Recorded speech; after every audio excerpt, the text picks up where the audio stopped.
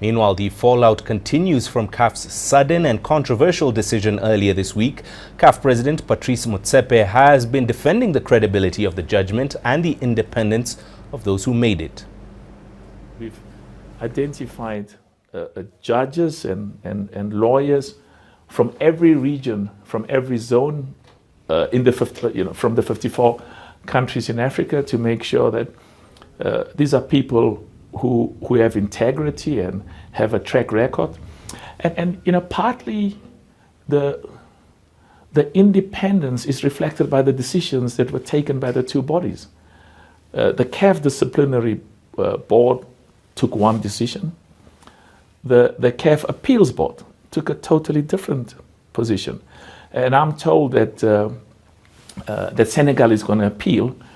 Which is very important. Every one of the 54 nations in Africa have a right to pursue their appeals and their advance interests, not only at the highest level in Africa, in CAF, but also the highest body, which is the CAS. Not a single country in Africa will be treated in a manner that is more preferential or more advantageous or more favorable than any other country on the African continent.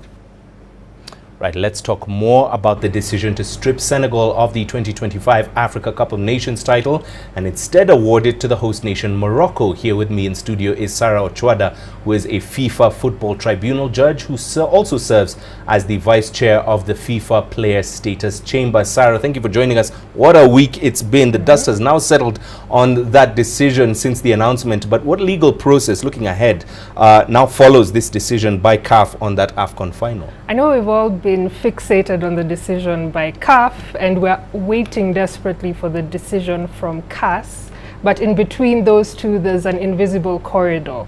So we have an unseen procedure which Senegal will have to go through. That's, they will have to first of all request for the reasoned decision from CAF, the full reasoned decision with the legal principles behind why they came up with that decision.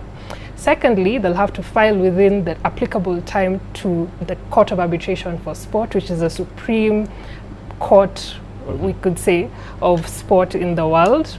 And as they file, there are two things that they have to keep in mind. Number one, they will have to choose an arbitrator if they're going to have a panel of judges for this particular case. So Senegal will have to choose one arbitrator, and the respondents will have to choose another arbitrator, and the Court of Arbitration for Sport will give them a president or a presiding arbitrator. Now, based on arbitrator choice, the panel composition can actually influence which direction the outcome of the case will go. Some arbitrators, they're differential to federations and sports organizations. Others are more strict. They follow the law more in line with what it says in the rules and regulations. So the application is what we're looking forward to, and then the appeal process will begin. Although CAS is a very, very secretive, okay, let me not say secretive. The default is that all their matters are done in private. So we won't know what's going to happen in between the filing and the actual hearing. It all goes on behind closed doors. Yes. Now, looking at both CAF and FIFA's rules of the game, let's talk about the referee here. What authority does he have? What is bestowed upon him during the game? And also, speaking about this specific referee, what could he have done differently? So the referee authority comes from what's known as the laws of the game, and particularly law number 5 of the laws of the game, which gives you the powers of the referee. That is, you have to ensure that the game is followed according to the laws, you have to keep the time, and you also have to ensure that discipline is followed. But a referee is also allowed to listen to match officials and make determinations on misconduct or anything that happens within the field of play. Now, with this particular case, we have a situation where we're wondering who exactly can have the authority to ensure or to declare a match as abandoned, and at what stage. Right. So, in as far as a referee is concerned, during the time of play, because a referee's powers include the power to start, stop, suspend, resume, and end. Now, in between that, So long as you're in the field of play, you can actually do that as a referee. That's when they're in charge. That they're in charge. However, a judicial body can overturn or overwrite that decision after the match, which is what has happened now with this case of CAF, but they use a different set of rules from the laws of the game.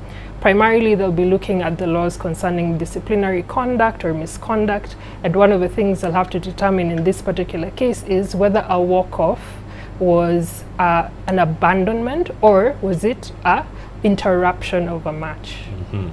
All right, and now looking at your own experience, Sarah, handling litigation matters at the Court of Arbitration for Sport, you've talked about the sport and its privacy and what goes on behind closed doors. How long do you think it will be before this matter is actually heard and maybe ruled upon? It will take time, but it won't take forever. So that's a good thing. That's the silver lining. The silver lining is we'll have a decision before Christmas, hopefully. Wow. But because of the nature of the particular case, we're looking at some complexities regarding how are we going to determine the doctrine behind this match, because it's going to also affect how football is going to be played globally and not just for Africans, and whether or not they will need to review the laws of the game regarding referee decisions. So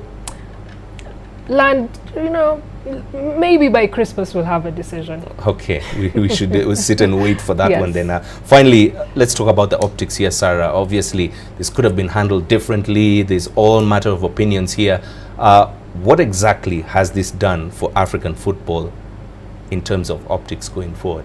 I know a lot of people have seen the images of the president of Senegal with, the trophy in the background. So one of the things that's been hotly debated is whether or not Senegal should actually give the trophy back. According to the AFCON regulations, actually, winning team is allowed to keep a trophy up until 2 months before the next final. Right. However, in practice, it's always good practice to have the safekeeping of the trophy in the custody of the federation, which is in charge of the tournament, just to avoid any thievery that might happen in the middle of the night. But aside from the returning of the trophy, it also brings about a lot of questions around officiating, whether the right officials have been chosen to officiate a match.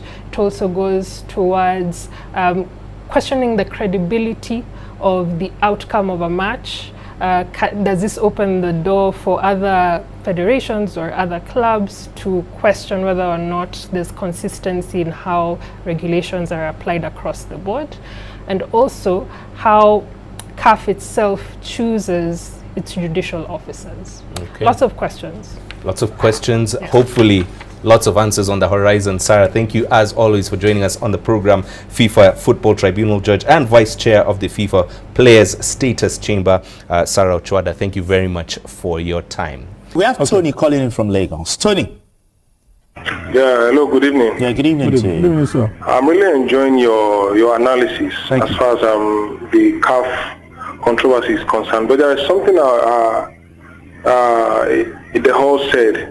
The referee should have cancelled it immediately. Now for Senegal to take the trophy to a military base, it will not change anything. No, it is yeah. just for CAF to, that is if they really want to stand on what they have said. The Senegalese are just punishing themselves. The trophy is one thing. The declaration is another thing. Okay. If you don't return that trophy, CAF can easily say, then you cannot participate in any of the CAF tournaments. Then who loses? Okay. I don't know if you understand what I'm saying. Yes, So yes. that is Makes the sense. angle I'm looking at it from. The referee didn't do the right thing by not stopping the match immediately. Okay. That is the wrong thing. But for him to have allowed the game to continue, then that means he had agreed that everything, or he has overruled that law in All right, CAF's thank you book. very much. Yes. Thank you. Yeah, exactly. Thank you very much. I would have loved for us to continue this, but just before we go, let's take time to wish one of us on the hangout, the Akogun of Ibadan land and the Osiare Onokakanfo.